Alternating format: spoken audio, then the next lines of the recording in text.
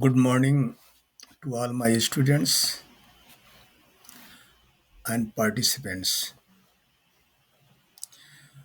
Today we'll discuss the new topic, that is the doctrine of frustration, which is indirectly given under section 56 of the Contract Act.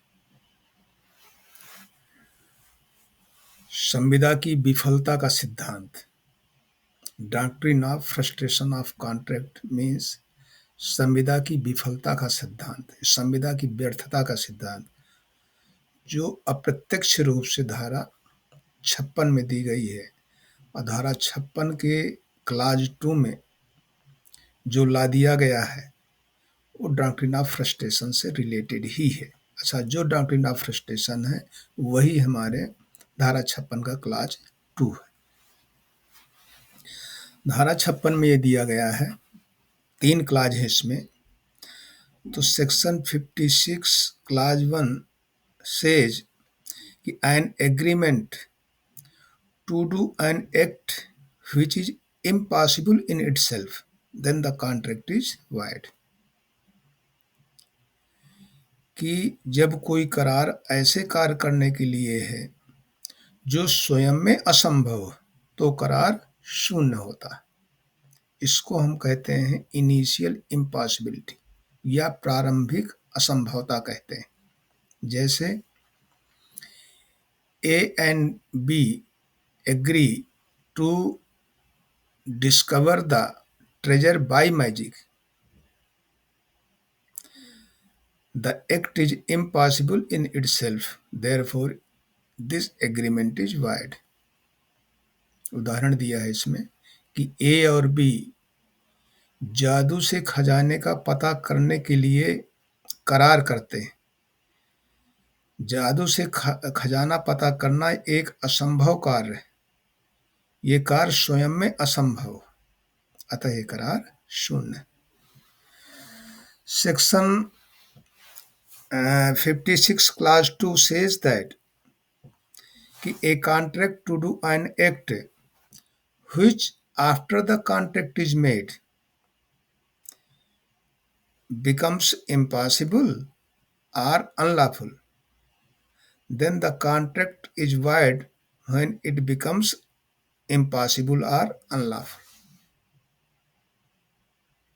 धारा class 2 धारा 56 के class 2 में उपधारा 2 जिसे कहते हैं कि जब दो पक्षकार आपस में कोई कार्य करने का करार करते हैं, करार करते समय कोई असंभवता नहीं थी और करार होने के बाद वो कार्य या तो असंभव हो जाता है या अवैध हो जाता है, तो करार शून्य हो जाता है। ठीक है ना, कि after making the contract either becomes the impossible और unlawful, then it becomes void. करार होने के बाद यदि करार असंभव या अवैध हो जाता है तो करार शून्य हो जाता है। जैसे ए ने बी से शादी करने का करार किया, शादी की तिथि के पहले बी की डेथ हो जाती है, अर्थात करार का पालन करना असंभव हो गया, कारण बी पक्षकार की मृत्यु हो गई, तो ये करार शून्य हो गया। ठीक है ना। या ए ने बी से करार किया कि इस क्षेत्र में भूमि को डेवलप करेंगे प्लॉटिंग के लिए, और उस तिथि के पहले युद्ध छिड़ जाता है और वो भूमि सरकार के द्वारा अर्जित कर ली जाती है, तो करार शून्य हो गया, कारण करार का पालन करना असंभव हो गया। या हम ये कह सकते हैं कि ए जो है इंपोर्ट का बिजनेस करता है, जिस देश से वो आयात करता था उस देश से भारत सरकार का युद्ध घोषित हो गया, अतः अब इंपोर्ट का बिजनेस करना अवैध हो गया, दुश्मन देश के साथ व्यापार करना अवैध होता है, अनलॉफुल होता है। अतः यह करार शून्य हो गया। तीसरा क्लॉज इसमें यह दिया है कि where one person has promised to do something and he knows that this act is impossible to do, then he is bound to pay the compensation to the other party for the loss he has occurred। अर्थात जब कोई कार्य करने के लिए करार किया जाता है और वचनदाता ये जानता है कि या साधारण सूझबूझ से जान सकता है कि ये कार्य असंभव है या अवैध है, और ये जानते हुए दूसरे से करार करता है, तो जब करार का पालन करना अवैध या असंभव है तो वचनदाता वचन ग्रहीता को प्रतिकर देने के लिए उत्तरदायी है। अर्थात वो वचन ग्रहीता को यानी प्रामिजी को वचनदाता प्रतिकर देने के लिए लायबल है, उत्तरदायी है। ये तीसरा क्लॉज इसमें दिया है। जैसे ए ने बी से शादी का करार किया। ए पहले से ही शादीशुदा था और ए जानता था कि दूसरी शादी करना अवैध होगा। ठीक है ना, मैरिज लॉ हो या आईपीसी हो 494, कि दूसरा विवाह करना अवैध है। ये जानते हुए उसने बी से शादी करार किया, और बी को जब ये पता चलता है तो बी को जो भी लॉस होगा इस करार से, उसका प्रतिकर पाने के लिए वो हकदार है। कहने का अर्थ यह हो कि यदि किसी लड़की के साथ शादी का करार होता है और फिर करार टूटता है तो उस लड़की को सामाजिक प्रतिष्ठा कम होती है, शादी के अवसर कम होते हैं, मानसिक संताप होता है। तो ये सब जो नुकसान है, ये लॉसेस हैं, इसके लिए वो प्रतिकर उस व्यक्ति से क्लेम कर सकती है, वचनदाता से क्लेम कर सकती है। ठीक है ना, तो ये 3 क्लॉज दिए गए। दूसरा क्लॉज 56 का कि संविदा होने के बाद यदि संविदा का पालन करना असंभव हो जाता है या अवैध हो जाता है तो संविदा शून्य हो जाती है। इसी को हम डॉक्ट्रिन ऑफ फ्रस्ट्रेशन या संविदा की विफलता का सिद्धांत कहते हैं। ठीक है ना, और इसी को सब्सिक्वेंट इम्पॉसिबिलिटी या पश्चातवर्ती असंभवता कहते हैं। पश्चातवर्ती असंभवता का मतलब करार होने के बाद करार का पालन करना असंभव हो जाए या अवैध हो जाए तो करार शून्य हो जाता है। This is known as doctrine of frustration. संविदा की विफलता का सिद्धांत इसी को कहते हैं। When the object of the contract can no longer be carried on, then the contract is said to be frustrated। जब संविदा के उद्देश्य को हम अग्रसर नहीं कर सकते हैं तो ये कहा जाता है कि संविदा विफल हो गई। इसको संविदा की विफलता का सिद्धांत कहते हैं।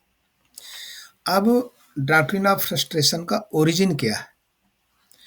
तो इसका ओरिजिन का पहला केस 1647 में किंग्स बेंच का आया था, पैराडाइन वर्सेस जेन का केस।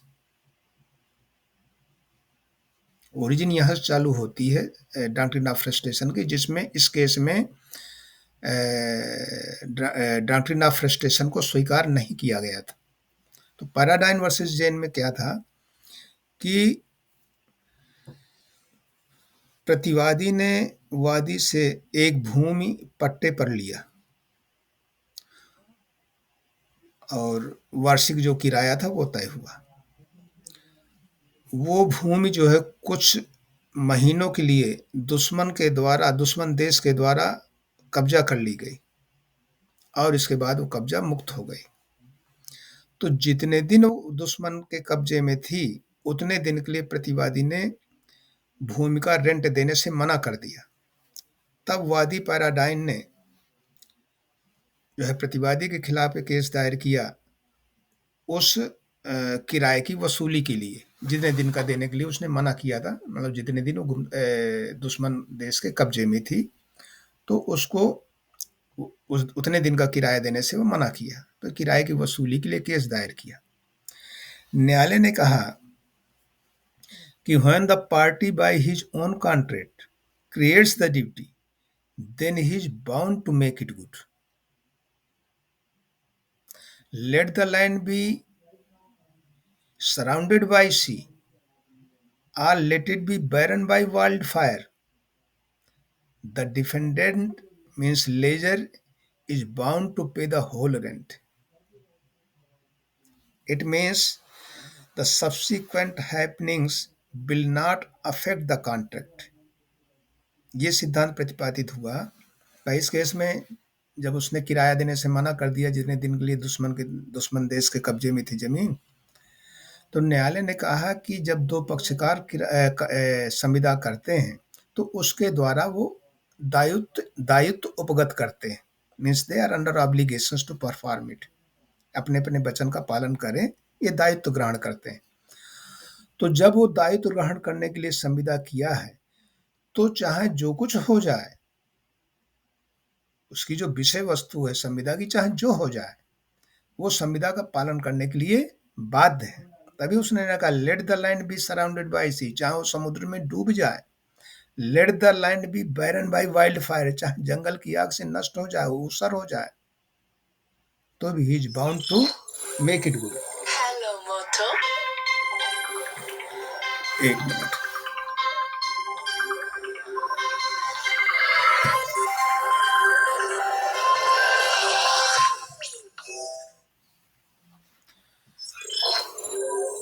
हेलो मोटो,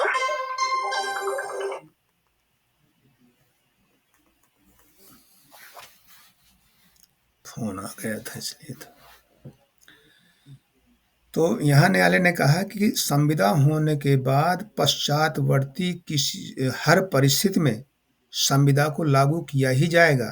पश्चातवर्ती कोई भी परिस्थिति संविदा पालन करने से किसी पक्षकार को छूट नहीं होगी, अर्थात डॉक्ट्रिन ऑफ फ्रस्ट्रेशन को इसमें स्वीकार नहीं किया गया। अब 2 शताब्दी बाद 1863 में एक दूसरा केस आया जिसमें से डॉक्ट्रिन ऑफ फ्रस्ट्रेशन की नींव रखी गई।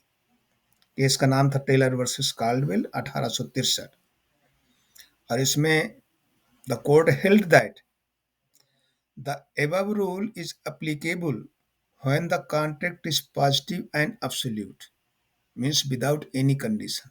अर्थात जो पैराडाइन वर्सेस जेन के केस में जो सिद्धांत प्रतिपादित किया गया है कि संविदा का पालन करने के लिए बाध्य है चाहे जो परिस्थिति हो, लेकिन ये सिद्धांत उस संविदा में ही लागू होगा जब संविदा पूर्णतः पूर्ण हो और बिना किसी कंडीशन, बिना किसी शर्त के हो।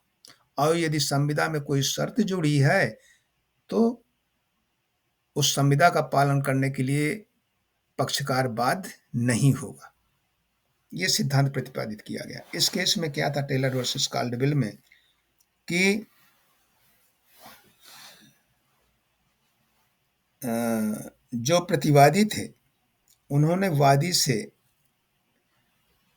किराए के लिए एक म्यूजिक हॉल लिया। प्रतिवादी ने जो है the प्लेंटिफ्स had agreed to let the plaintiff the use of their house। प्रतिवादी नहीं, इसमें वादी जो है प्रतिवादी का म्यूजिक हॉल किराए में लिया, ठीक है ना। वादी ने जो है प्रतिवादी का म्यूजिक हॉल किराए में लिया, वहां एक समारोह आयोजित करना था, और जिस दिन समारोह आयोजित करना था उसके एक दिन पहले हॉल में आग लग गई, हॉल नष्ट हो गया, अतः समारोह का आयोजन नहीं हुआ। तब वादी ने जो टिकट बुक कर रखे थे, जो समारोह होना था, तो उसको बहुत नुकसान हुआ।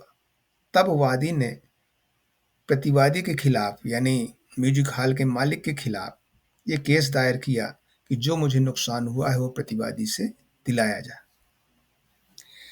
न्यायालय ने यह कहा कि the contract was not absolute, it's performance was depend upon the continued existence of the music hall। Since the music hall is destroyed by fire, Music hall is destroyed by fire, then the contract cannot be performed and there is no default of any party.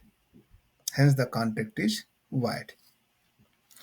न्यायालय का यह कहना था कि इस संविदा में ये शर्त थी कि यदि म्यूजिक हॉल का अस्तित्व रहेगा तो समारोह होगा। ये शर्त तो थी ही, म्यूजिक हॉल की शर्त पर था। और जब म्यूजिक हॉल का अस्तित्व ही समाप्त हो गया तो संविदा का पालन नहीं किया जा सकता। अतः यहाँ पर जो भी नुकसान हुआ है वादी को, वो नुकसान पाने का हकदार नहीं है। ठीक है ना? मीन्स जो कॉन्ट्रेक्चुअल अजम्पशंस थे, they were frustrated by the destruction of the music hall. और तीसरा एक केस आया इसी डॉक्ट्रिन ऑफ फ्रस्ट्रेशन में, क्रेल वर्सेस हेनरी का। इस केस में न्यायालय ने कहा कि टेलर वर्सेस कार्डवेल में there was physical impossibility to perform the contract because music hall was destroyed. ठीक है ना? म्यूजिक हॉल आग से नष्ट हो गया था, अतः वहां भौतिक रूप से जो है संविदा का पालन नहीं किया जा सकता। There was physical impossibility, there was physical cut off to perform the contract. और आगे क्रेल वर्सेस हेनरी 1903 में जो केस आया, तो इसमें एक चीज और ऐड की गई कि the frustration of contract is not only due to the physical cut off, but if the object of the contract is failed to materialize, then contract is said to be frustrated and it is void। कि संविदा का पालन केवल इस आधार संविदा का विफलता केवल इस आधार पर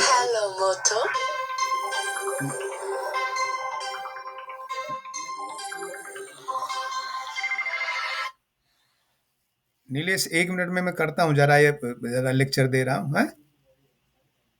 अच्छा अच्छा, ठीक ठीक, हाँ, तिवारी जी जीत गए।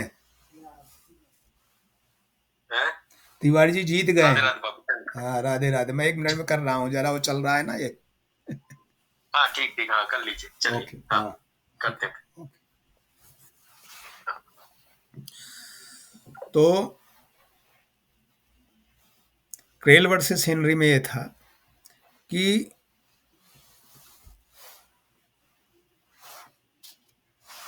वादी ने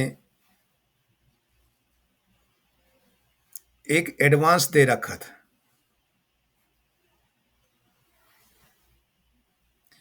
प्रतिवादी ने जो है वादी का एक फ्लाइट किराए पर लिया। प्रतिवादी ने वादी से एक फ्लाइट किराए पर लिया और उसने कुछ एडवांस किराया दे रखा था। उसने इसलिए फ्लाइट किराए पर लिया था रोड किनारे कि वहां से एक शाही जुलूस निकलना था।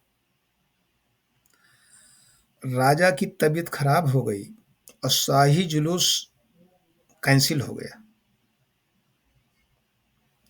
ठीक है ना? जब शाही जुलूस कैंसिल हो गया तो जो फ्लाइट का मालिक था उसने कहा कि बैलेंस किराया दो। प्रतिवादी से कहा, तो उसने कहा कि जब राजसी जुलूस ही नहीं निकला तो मैं बैलेंस किराया आपको कहाँ से दूं, क्यों दूं? ठीक है ना? जब संविदा ही नहीं हो पाई तो मैं कहाँ से दूं?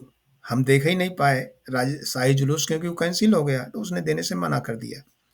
तब फ्लाइट के ओनर वादी ने जो है बैलेंस किराया वसूली के लिए ये केस दायर किया। न्यायालय ने कहा कि the real object of the contract was to view the royal coronation procession. Since this procession was cancelled, the object of the contract is failed.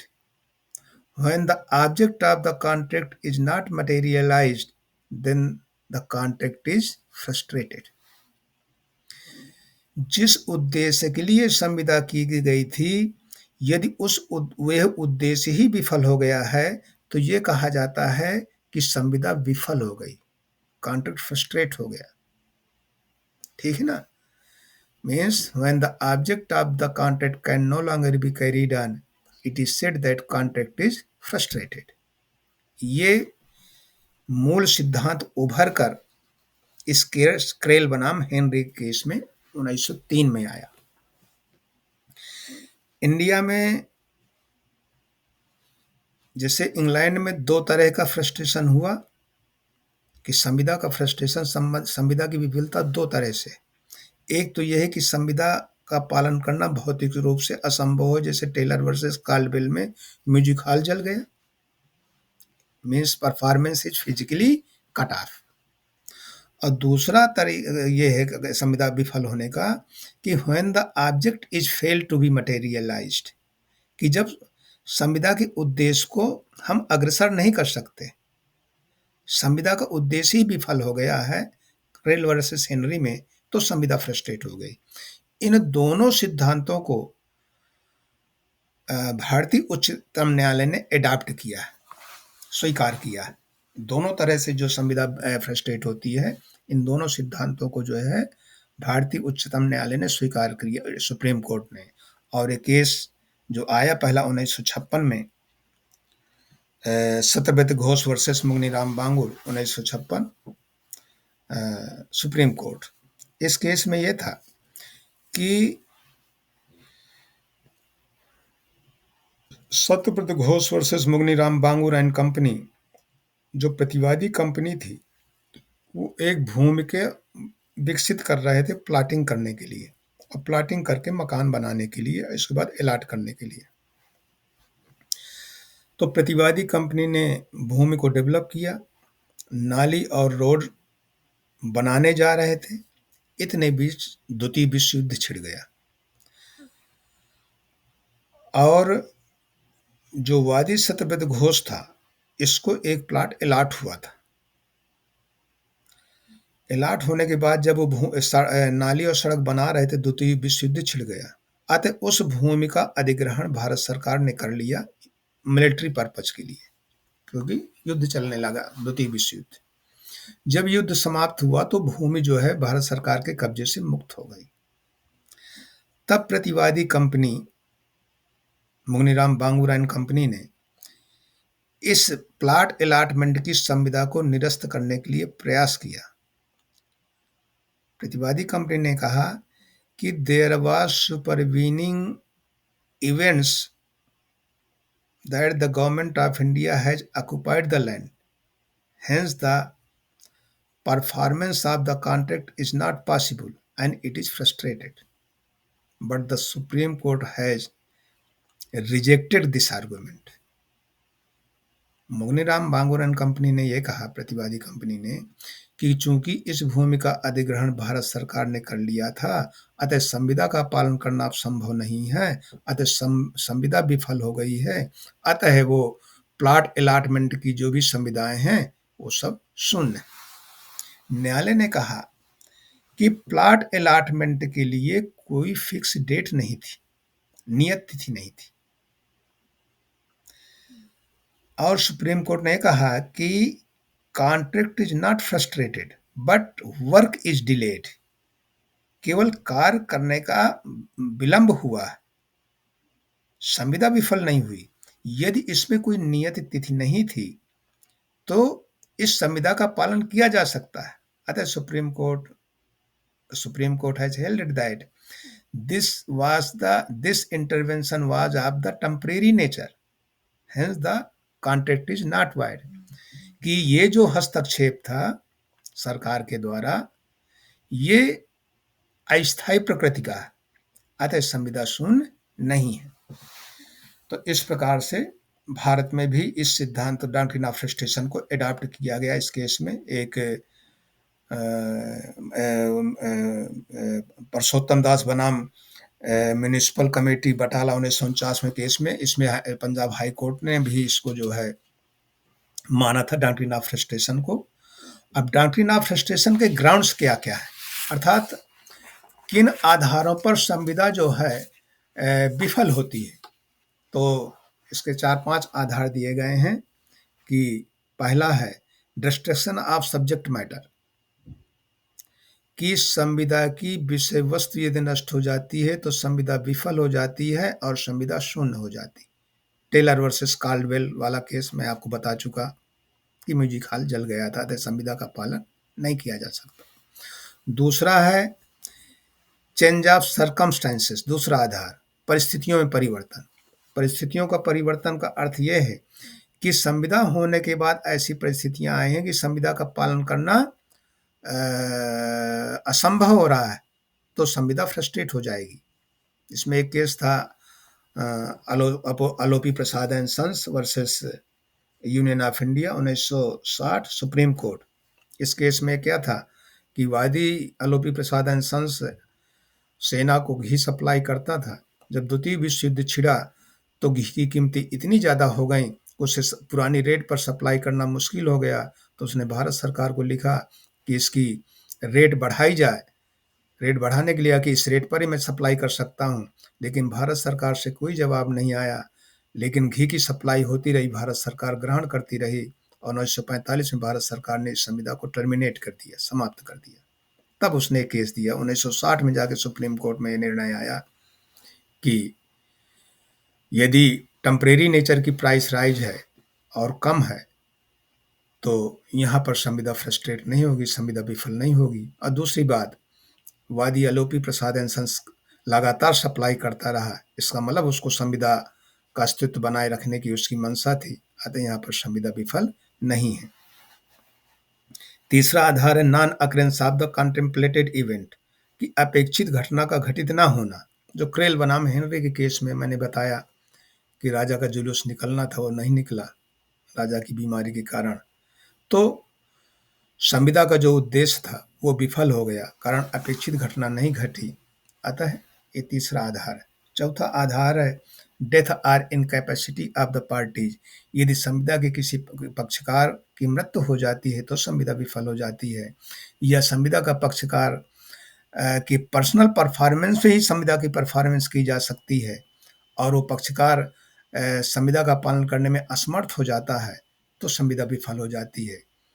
जैसे कि रॉबिन्सन बनाम डेविसन का केस था कि इसमें प्रतिवादी की पत्नी पियानो बजाती थी और उसने पियानो बजाने के लिए करार किया, लेकिन जिस दिन उसने पियानो बजाना था उस दिन उसकी तबीयत गंभीर रूप से बीमार पड़ गई, अतः वो पियानो बजाने में असमर्थ थी, अतः संविदा का पालन करने में असमर्थ थी, अतः संविदा विफल हो गई और शून्य हो गई। और पांचवा गवर्नमेंट इंटरवेंशन, जो सत्यव्रत घोष वर्सेस मुगनीराम बांगूर का केस है। तो आज का ये टॉपिक यहीं पर। Have a good day. जय हिंद, जय भारत।